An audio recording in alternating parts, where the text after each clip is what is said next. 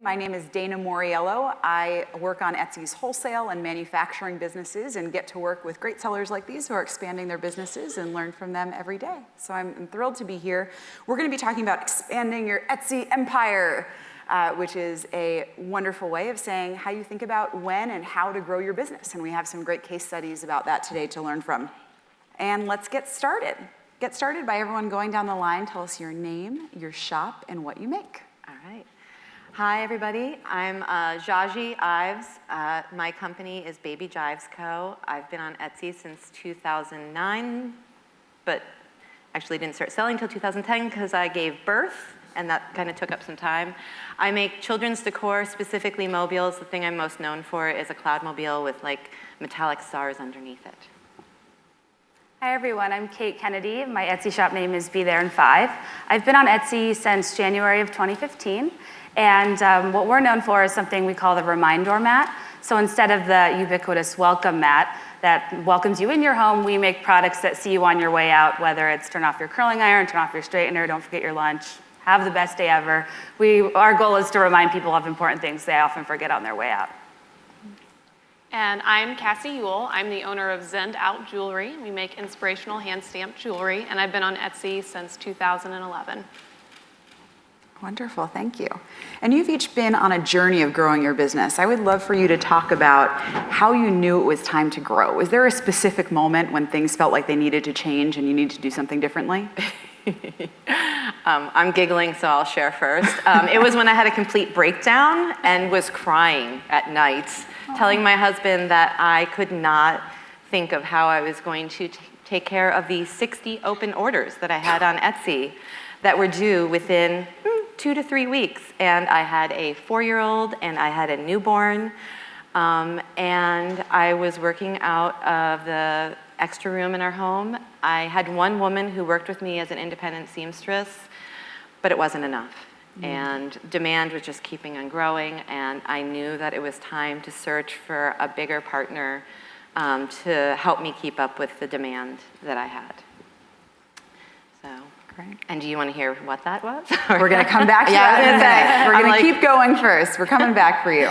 Kate, tell us about your journey. Similarly, I think for me it was really when demand exceeded supply, and really I think as creatives, as business owners, we'll push ourselves to the absolute limit, and when your well-being's at stake, I think that's a clear sign. And that definitely happened for me too. But also I think that your instinct is that you want to be selling, and when you notice that your attitude really shifts from anything to make it work to just trying to keep your head above water, something has to change. And I think over time as a business owner, you realize your value isn't necessarily in production, in fulfillment, in shipping, and that you'll be a better seller if you focus on more strategic areas. So I think that when you get to that point where you realize what you do is a lot is teachable, and you can delegate, I think that was a big learning for me too. Yes, I have to ditto a lot of what these ladies already said. I mean, I was in a place where I was extremely overwhelmed. I was, I just had too many days of working 14-hour days, 7 days a week, begging my husband to do work for me, which he wasn't too thrilled about. And I came to this place where I knew that, my business was suffering, and more importantly, my health and well-being was suffering, and that wasn't something I was willing to give up anymore. So I started by hiring, some people just to help with shipping and packaging. And then it wasn't long that I realized I really had to take it to the next level and hire a full-time jeweler, which was much scarier and took a lot more time, but it was one of the best choices I ever made.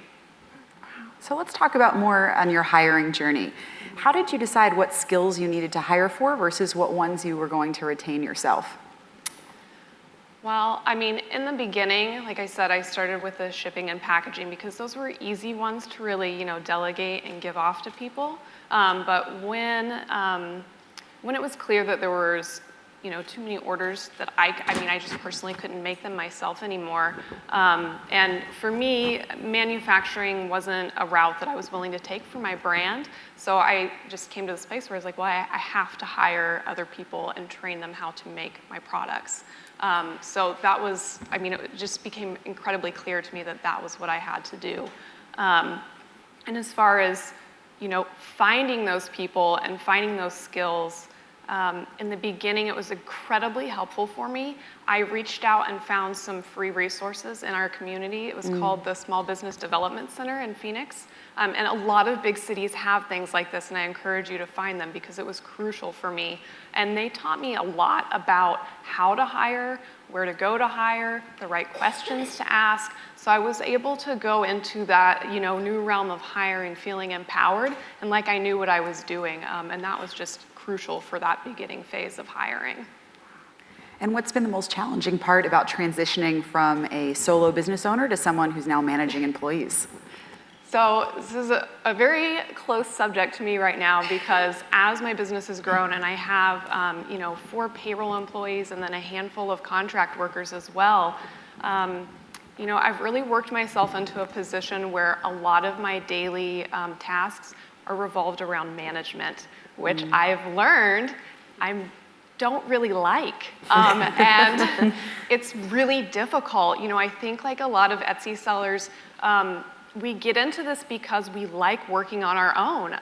That's one of the main reasons I started my business. I'm creative, I'm introverted, and I like to work on my own. So I've created like kind of this monster that I'm like, oh my goodness, what have I done? So it's been an incredibly, it's just been a totally different learning experience now that I have a team of employees. It's been a big learning curve. I'm re-educating myself in different ways than I was when I started my online business. I'm not learning about how to take pictures, how to do SEO. I'm like, how the heck do I manage a team? I didn't even know that this was something I was going to, that this was going to lead to. So that's been definitely the biggest challenge and something I really encourage, young shops that are thinking, oh, I need to hire help. I need to hire help. Think about all that comes along with that before you take that leap. That's great advice. Yeah. Thank you.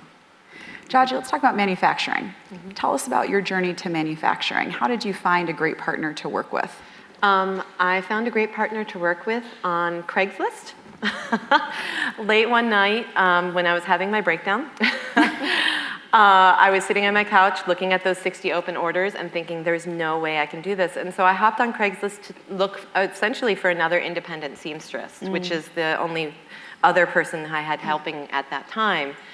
And in searching for independent seamstresses, I found this ad for a small family-run cut and sew business, an hour from my home, that said, basically, we'll take on anything. And I had actually met with some bigger manufacturers, and what I'd heard from them was, your products are lovely, but they take a lot of work and a lot of handwork, and we won't touch that.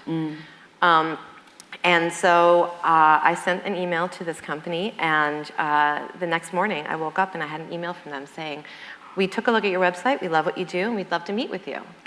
And I went to a business meeting a week later with 2 of my most popular mobiles in tow that I couldn't keep up demand for. They had their 4-month-old daughter at the meeting, and we were meeting in their home, which was right next to their studio, which was in a converted barn. And I thought, I think this is going to work. And this is, mind you, done, I started that journey almost 2.5 years ago, and this was before Etsy had its manufacturing platform. That would have been a lot easier than Craigslist. Since then, since you guys opened the manufacturing platform, I've actually been looking on that because I've further been expanding my line this summer into silkscreen swaddle blankets, and I've been looking at silkscreen manufacturers, and you guys have made it a lot easier. I don't have to cry and search Craigslist. I'm glad. So, but yeah, it's really about finding that fit, and like Cassie said, I knew that for me, my business was in my home. I didn't want to expand outside of my home, but I needed more space for my business, and that's why I was really interested in finding a manufacturer. But I wanted a manufacturer in the US. I wanted someone who was within driving distance of me because my manufacturer really functions as an extension of my studio. I go out there, I meet with them on a monthly basis when we're doing new production runs. I go out there, I meet with the production manager. We go through the whole aspects, and she oftentimes will text me while they're doing a production batch to ask me questions that someone who would be in my studio working for me would be asking me, but I don't have to manage her payroll. I don't have to manage a lot of the logistics that I just can't. And so really, like Cassie said, it's thinking about how you want your business to grow and what you're comfortable with. I didn't want to be a manager of a lot of people, and so that's why I'm working with the cut and sew operation, where they're growing with me, which is wonderful, and they're managing all the people, and I'm just managing the production manager. They sound like true partners. They really are. I like count my lucky stars that I really found them, and they've been. I mean, this past year, I started working with Land of Nod through the Etsy Open Call, and I could not have done that had I not found this manufacturing partner before, because it has been a really successful partnership, but it means that I have to produce in a 4-week turnaround 100 mobiles. Wow. And I can't do that in my own studio, but they can. Yeah. Tell us about what surprised you in making this transition from making everything yourself to then having this partner support you. What advice would you give as a result of what you've learned there? We're all perfectionists, right? Everybody raise your hand, perfectionist? Yeah, okay. And we think that nobody can do our product as well as we can. That's true to an extent, but it's actually not completely true. You can teach someone how to make your product as well as you want it to be made. It is always going to be slightly different because we're perfectionists and we can see like the tiny little stitch that's not done the way you would do it. But it's done in a way that you're guiding it, and the thing that has been most surprising for me was that allowing myself to give that up allowed for my business to grow so much larger in a way that now I can focus on designing as opposed to producing those 60 open orders. I can focus on what's going to come next. But giving that up was really hard. It took me a year to even get on the computer and look for someone because I didn't think anyone else could do it as well as I could. But they can. And they do. Imagine. Kate, let's talk about wholesale. Tell us about your decision to start selling wholesale with your products. Yeah, absolutely. So Be There in 5 products are on Etsy wholesale. They're in a lot of small boutiques across the country, and they're on Wayfair and in a couple of Nordstrom stores. And this decision, it really took me I put a lot of thought into it, and I would encourage every shop to do the same because it's a big change. And if you're already kind of drowning in the work, you really have to think of it as being another position. It's a whole nother job. It's a great job. It's been a wonderful way to diversify my revenue sources and to bring in a new dimension of my business. But I definitely wanted to kind of expand and see how they would do in stores. Online is one thing, but I think the in-person brick and mortar experience is another. And it was really educational to see when people need a last-minute gift and don't have to wait 2 weeks. Do these sell well, and what phrases are best? And it's really interesting to see what's different about the store behavior than online. Yeah.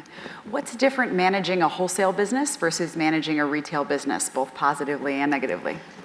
Yeah, so the hard parts are, I think it's a whole new language. I mean, I felt like I was entering every conversation, essentially guessing the entire time.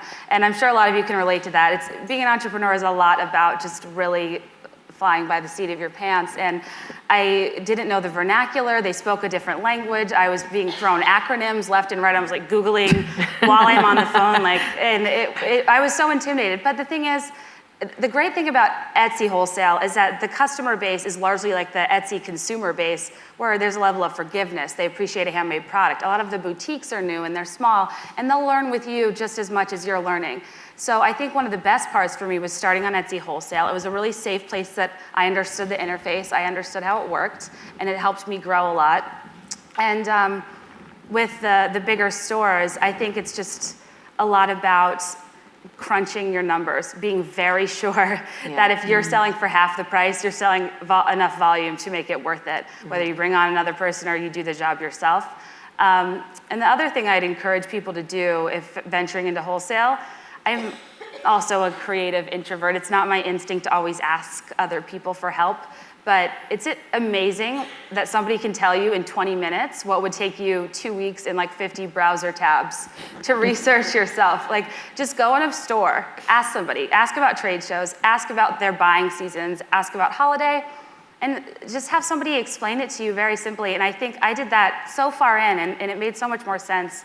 And I wish I hadn't been as shy about that. So that would be a big tip for me. That's great. So now I want to go through and think about your best piece of advice. This is the one that everyone should take out their pens for. Everyone should get ready for. What's the big piece of advice that you want to give to everyone to take away? Can we start at the end? All right. What do you think? We start there? My brain.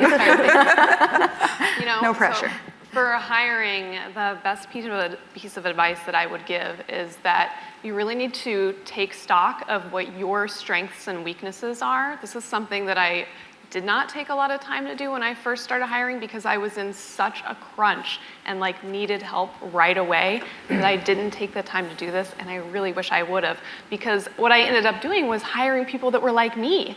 So I hired people that I really liked and we got along really well, but you know, they didn't fill the gaps in my business that I needed them to fill.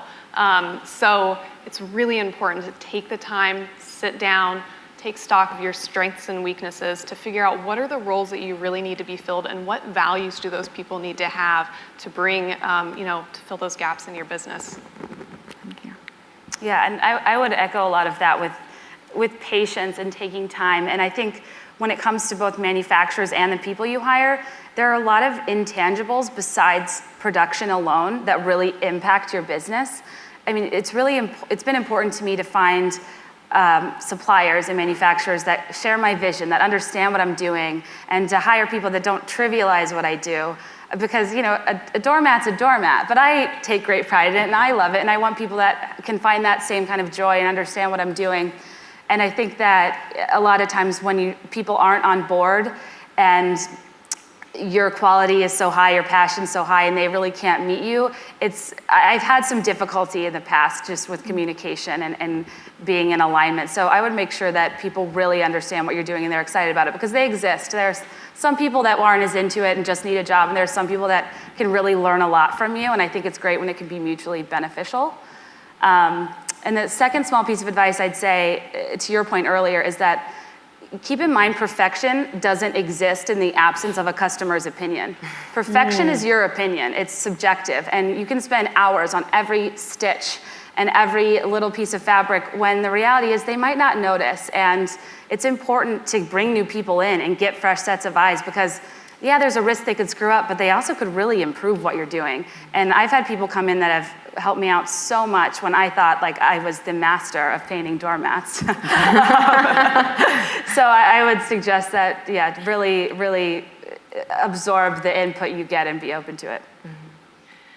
And so I would add to all this that in expanding, when you reach that point where you just can't keep up with the demand yourself, you have to sort of switch the way you're thinking about yourself as, like Cassie said, the manager role, but it's almost like you become the captain of the ship. Your business is what you are driving and what you're building, and you can't take care of it all alone, and you need all those people to help you in those roles. And so a couple years ago, I heard Barbara Corcoran speak, and she gave some really great advice, which has really stuck with me. Was someone asked her, how does she decide, she has this huge business, how does she decide what she does? She goes, well, I think of everything I love. I make a list. Everything I love, I put it on one side of the list. Everything I hate and dislike doing, I put it on the other side of the list. And then I figure out how to give all that stuff I hate to everybody else. And it's really true. It's like when you're driving your own ship, when you're running your own business, think about everything you love. Like, I love designing. I love marketing. Those are the two things that I don't want to give up. That's what I want to free myself up for. But I hate doing accounting. So I hired an accountant. I hate, I don't like doing shipping, because once you've done it 2,000 times, it loses its magic. So I have as a person who comes in and helps me with shipping. And then I don't hate, but I don't enjoy making 500 clouds. And so now I have a production team that functions as an extension of my studio. that does that for me. And that frees me up to do, now I still do. I make things in my studio. It's not like I'm not making stuff, but I do limited edition runs. I just started silk screening. I'm silk screening upstairs, still doing it myself, pulling the giant squeegee along with my friend Beth. I probably will give that up in a little bit and just focus on the designs, but for now I'm really enjoying pulling that squeegee. But so that's what I would say is when you're thinking about growing your business, think about everything you love and everything you don't love and figure out how to give that stuff away and keep the stuff you love, and then your business is just gonna grow and thrive because you're gonna be dealing with the passion. It's all tremendous advice. I'm floored. It seems to be a common thread about self-awareness that comes through in what each of you said about really knowing yourself. I love that. I have two more questions that I want to pose to the panel before going to questions from the audience. One of them is, if you could go back in time, what would you do differently with your business? I would start giving up stuff earlier than I did. I held on to things way too long. I tried to go, I think we all probably would do that. I think we all got to a point where we were having a breakdown. Probably had gained about 20 pounds that we didn't want on us, and we're eating, you know, like peanuts and whatever, like the protein bar that was in my desk. So give up stuff earlier. Like when you start feeling that stress, start making that list and think about, you know, that's what I would have done. Yeah, I would ditto that a little bit too, and just talk, you know, I wish I would have planned more, and maybe, you know, I had a business plan, but that came a little bit later in my business, so I think it would have been much more helpful if I had started that business plan before I started bringing people on, so I really knew what the trajectory and growth of my business was gonna be, because now I'm kind of been backpedaling a little bit and kind of figuring things out in reverse and be like, okay, I want to get here, but I already did all this stuff, so how do I kind of reverse all this? So having clarity about where you want your business to go and where you want it to be is very helpful, and I wish I would have spent more time doing that. Yeah, and for me, I think I wish I would have, instead of doing everything so tentatively in case it would fail, I wish I had planned for what I was going to do if it worked. I didn't have the supply chain lined up. I didn't have the inventory. I had a lot of missed opportunities in the beginning when I got some unexpected press, but couldn't fulfill the orders. And it was a big disappointment, but it was a huge learning opportunity in that, you know, if I don't think this is gonna work, why would somebody else? This is mine, so I really need to take it seriously and have everything in place so I can, you know, really go to market if I need to. And something also within that is when you hear people talk about supply chain diversity, I mean, that was kind of a buzzword I remember learning in school, but it's a thing for a reason. I mean, it's like having all your eggs in one basket. I mean, I've had the manufacturer of my brushes, my rugs, my shipping boxes, everything discontinue their lines. And when that is all you're using and you're all in, you're scrambling when you're doing a certain level of volume and you really have to start, you know, back at square one. So I would really encourage you to have backups for every step of your process that is essential, and to have a plan in place for if I were to get, you know, 1,000 orders one month, how would I make that happen? And at least have it in your mind. So it's not like you're getting ahead of yourself, but you're planning, which is what I did not do. Hence, be there in 5. I'm always just a step behind.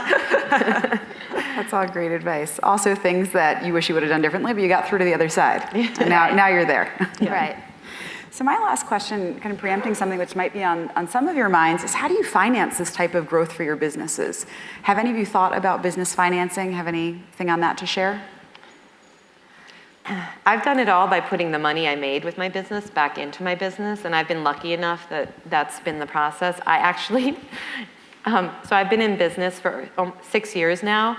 I just, this past spring, finally got a credit card that is a credit card, because I just was I didn't want anything looming over my head. I grew up with parents who they were terrible with money, and I've always been terrified of being in debt.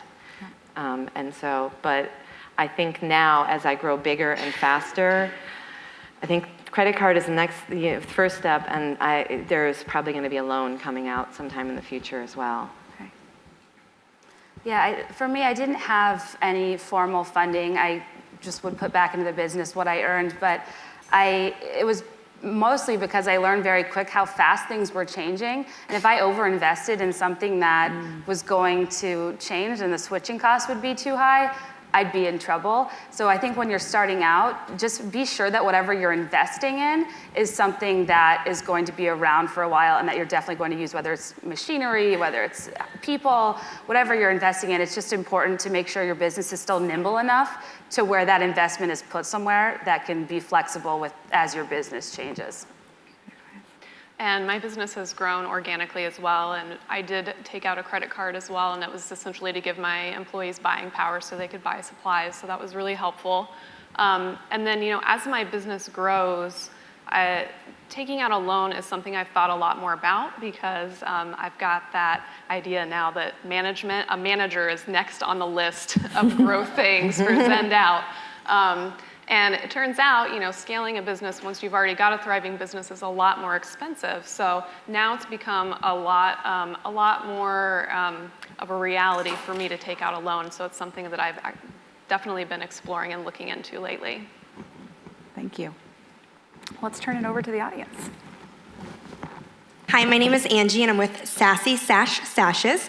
And thank you each for all of your knowledge. It was really great today, good session. My question is, when looking to bring on people to help you, how do you protect yourselves from the people that you hire potentially taking your idea and running with it on their own? Yeah. Well, I've had that happen. So when I first started, I did not have an employee handbook. And one of my first jewelers that I hired, she did not know anything about jewelry production. I taught her everything about it, and then she quit, and she started her own jewelry shop. She didn't specifically copy everything, but she basically learned everything from me and kind of ran with it, which, it's gonna happen sometimes. But after that experience, and with some guidance from my business coach at the business center that I get help from, she said, you need a handbook. So I created a handbook, and it has clauses in the handbook that says, basically everything you create here is owned by Zenned Out. And even though there's not a lot of legal weight to it, it does kind of put the seed in their head that, I'm aware of what they're making, I'm keeping an eye on them, and that it's just basically a thing that I'm just not going to accept. And I haven't had any issues with it since. I think also focusing on value-based hiring, which is another thing I learned from my business coach. You can train people skills, but you can't always train values. So I think if you're hiring for the right values, then you're going to get the people on your team that aren't going to necessarily do that to you. Yeah, and what I do when I'm hiring, I just have a handful of contractors that help me with the hand-painted part of my business.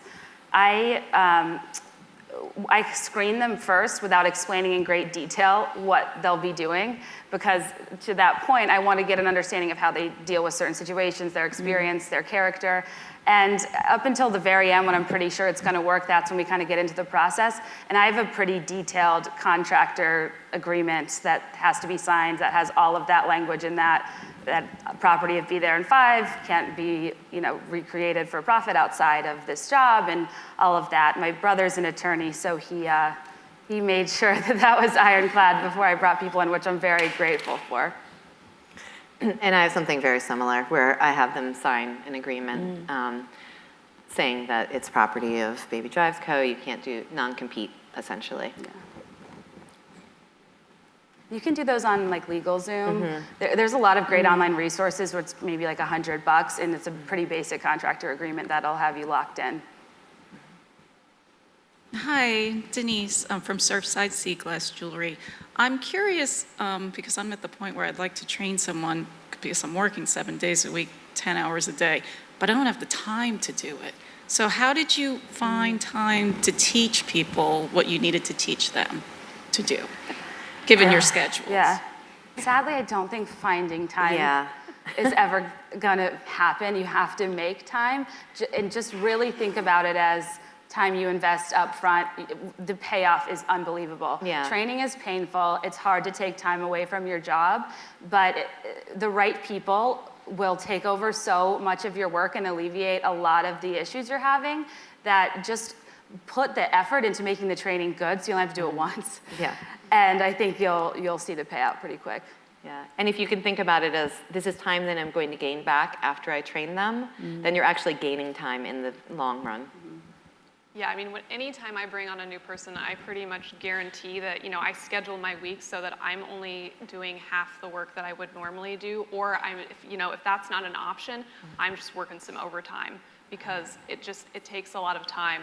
And now that I've learned that lesson, I can usually plan for it and make time for it. So definitely, do everything you can to allow yourself the time in your schedule to train that person properly. Hi, I'm Serena from Blue Fox Baby. You're talking about expanding and growing. Presumably this didn't all happen overnight. I mean, you were talking about it being 4 years from when you had your baby, one of your babies. Did you get to a point where it was steady, quiet, and then boom, it was huge, or was it just more subtle than that? How did it happen? For in terms of my sales? Yeah. Yeah, I did kind of start. I started my business when my son was a year old. Now he's 7.5. And at first it was, I would make enough per month that I could keep staying home with him. But then about 2 or 3 years into it, I was making something that wasn't out there at the time. The idea of a sophisticated, I primarily do baby mobiles for the most part, or used to. Now I'm branching out into other things. Essentially a mobile made for adults with an adult aesthetic wasn't really out there. It was all cartoons, plastic, what have you. But about 2 or 3 years into it, design changed and people really started getting noticed. I got on some big blogs like Design Sponge, Apartment Therapy, and orders just started coming in faster than I could manage them. And then after my daughter was born, I was now the mother of 2, still running this business out of my extra bedroom in between. My son had stopped napping. That was a huge problem for me. And I had a newborn who was not sleeping through the night. I mean, what the heck, So I was sleep deprived. I had a lot less time, and I realized that I was getting ready to take on another independent seamstress, and it was that idea of, do I have the time to invest in training this independent seamstress who could leave me? And that's when I realized that my demand was going up to a point where I didn't need an independent seamstress. I actually needed to partner with a bigger manufacturer. Sounds really weird when I say it to me, because the people I work with, it's a family business. They have 16 employees now. When I started with them, they had 4. And so it's been great though, because they're growing with me. But yeah, it was just sort of like that nexus of things were just, press was getting picked up and people were getting to know my brand. Like I said, I actually really love marketing. And so I was still doing marketing, because you can do that at 4 a.m. When you're sitting in your chair nursing. If you have an iPhone, or actually, I used to have a laptop next to I'd be like nursing and on my laptop marketing. So yeah, it was a lot of work. I mean, it's like the speaker this morning was saying, you work your butt off if you're passionate about something. But if you're passionate about something, even when you burn out, there's still those little embers, and you reach the bottom, and then you can just blow on it, and boom, you're back. And usually blowing on it means restructuring and figuring out what you need to give up. Hi, my name is Anna from AA Studio. My question is, I guess, when do you know it's time to quit your day job? And in addition to when you just can't do it all yourself, because you always have the option of like hiring somebody to help you in your business and still keeping your steady paycheck. So how do you know when's time? It's a tough question. I think it's probably a little different for everybody, and it's scary for everybody. I don't think you'll ever have a moment where you're 100% sure. I think, if anything, I had kind of that nervousness that was more exciting than daunting. But I think that I was in a corporate job, which I actually did like, but it's funny, you kind of get used, you assume the way you are is just a product of your current environment. So I just thought I worked a certain way and it was good and I cared and I did a decent job.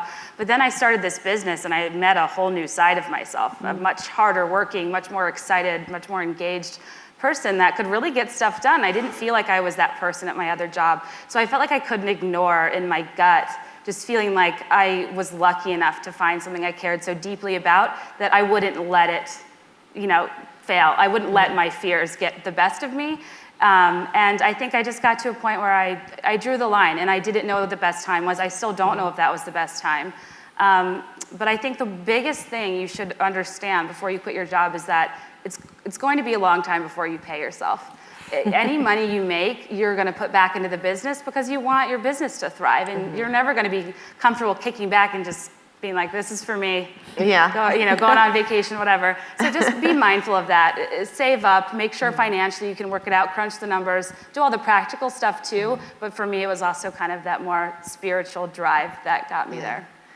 I had kind of a different experience with quitting my day job because I was an art teacher and I quit much earlier than, my business was doing really well. And what I did, which is what I suggest to a lot of people, I got 3 different part-time jobs, which allowed me the ability to just drop one of these part-time jobs each time my business grew to a new level. So it just wasn't as scary.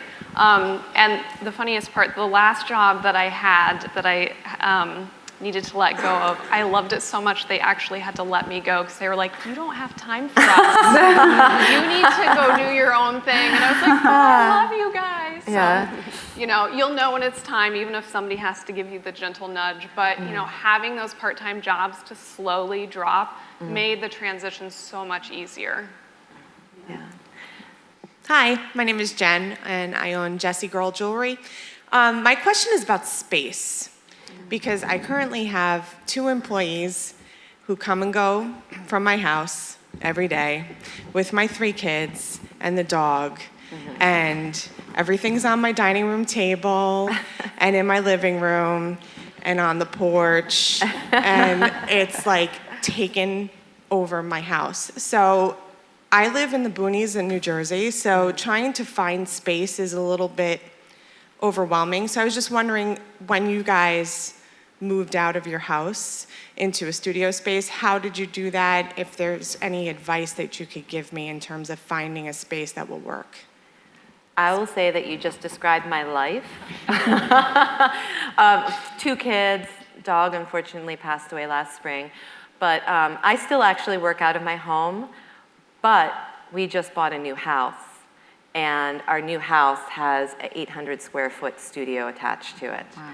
And so I was going through do I move out and find a space and pay for a studio, or do I find a different house that works better for my studio and my life? And for me, I thrive best when my studio is attached to my home. There is a lot of people who that actually doesn't work for, and they need the space between studio and home. So I knew that we had to move for a few other reasons, but the biggest reason and the biggest box to check on our search for our new place was a bigger studio space for me, because we knew that it needed to expand.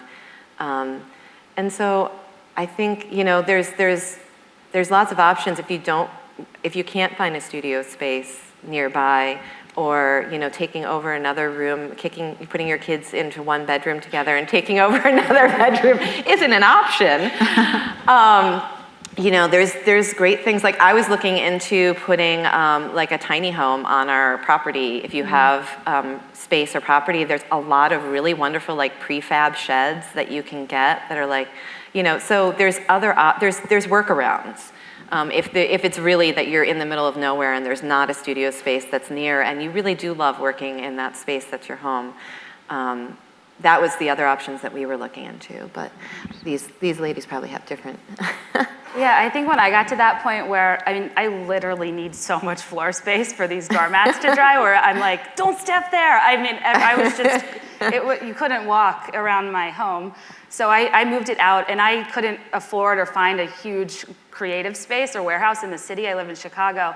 So I rented a tiny 200 square foot room in an office building. I was like wedged between a lawyer and a therapist. They were like, what do you do?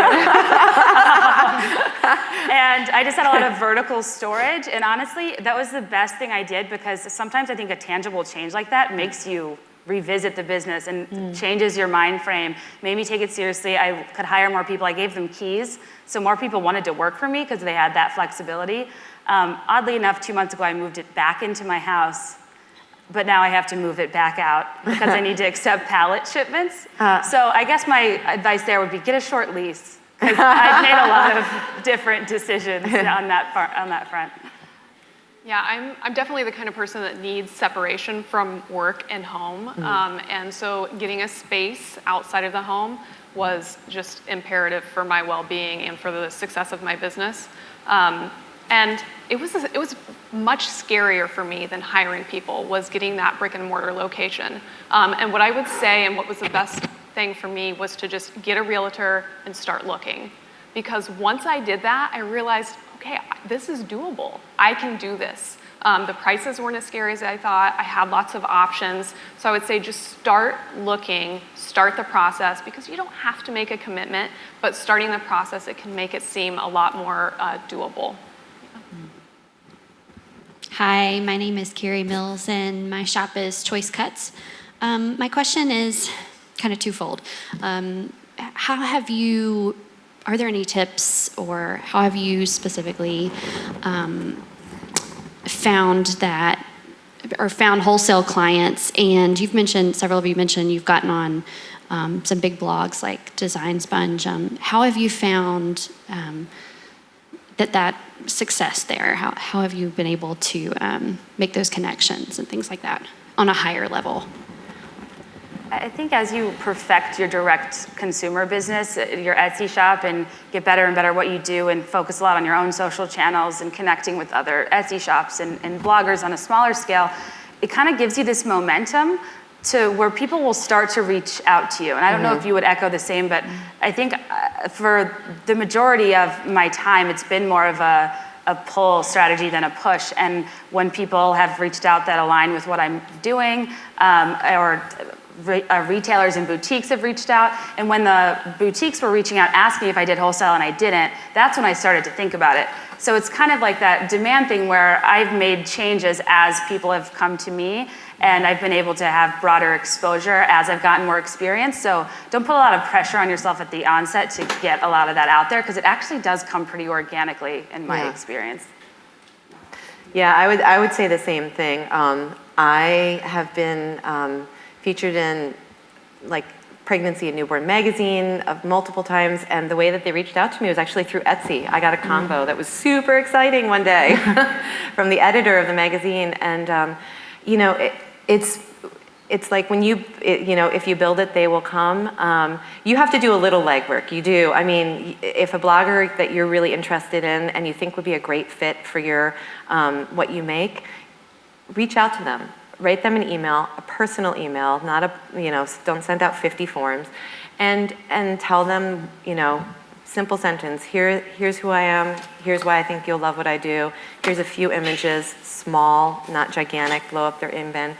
And a lot of times you'll be surprised that, 1 out of every 10 will respond to you. So don't think that because you sent out 10 emails and only got 1 response that you failed. You succeeded. I mean, it's all about creating a presence that is, they're interested in knowing what's out there and what's great. And if you're sitting in a basement making something great but nobody knows about you, they're not gonna write about you. And that's what's wonderful, I think, about Etsy as a platform is a lot of those bloggers and magazines go there and search for products that they can feature on their blogs or their magazines, because it's really easy, because it's a whole marketplace of incredible people who are making incredible things. And so, you know, Etsy's really making it a little easy for us that way, but you still have to do the legwork if there's someone you're really interested in. Find out who they are and reach out. Yeah, I mean, we get a lot of organic people coming to us too, but I do think it's important, at least it's been really important for us, especially as I try to scale the business. We have a pretty strict schedule of, you know, finding boutiques, opportunities that will work, and we do email marketing, and we do postcard marketing, and we make catalogs, and we send catalogs. So we have a list of things that we do that we kind of have on a schedule and do on a regular basis to make sure that we're, you know, really getting our name out there and finding people that maybe that aren't on Etsy or don't know those places to look that are still a good fit for us. We have 2 questions online, so I'm going to hop to those. This one's from Jessica on Twitter. Would you suggest outsourcing shipping right from the onset?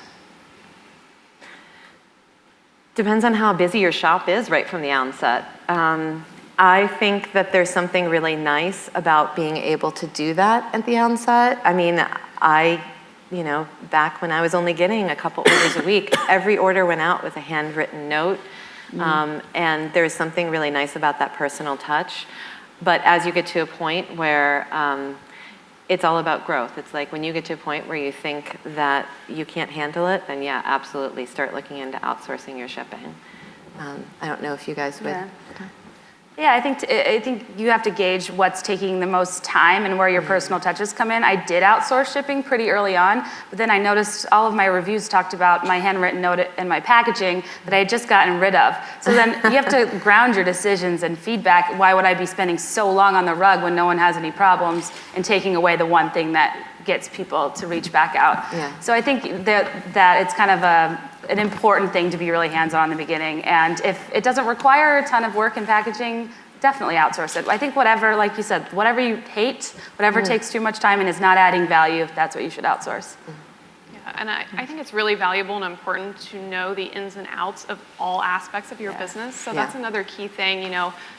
When I bring people on, even my employees now, I like for them to have a little bit of time working in all the different areas of the business so that they have an idea of how things run and how things function. So, you know, with a small business, if somebody's out sick, it's gonna happen. There's not a lot of people that can fill in. So, you know, if I've got my jewelry maker, I need to know that she can package things as well. So it's nice to know all the ins and outs. So I would say don't pass that up in the beginning right away. 98% of the questions I get from customers are about shipping. My address is wrong, the package bounced, where's the mailman? And when there's another party, it's just a big game of telephone, so it's a little easier to keep it in-house, I'd also say. Wonderful. Thank you so much for sharing your stories. Thank you.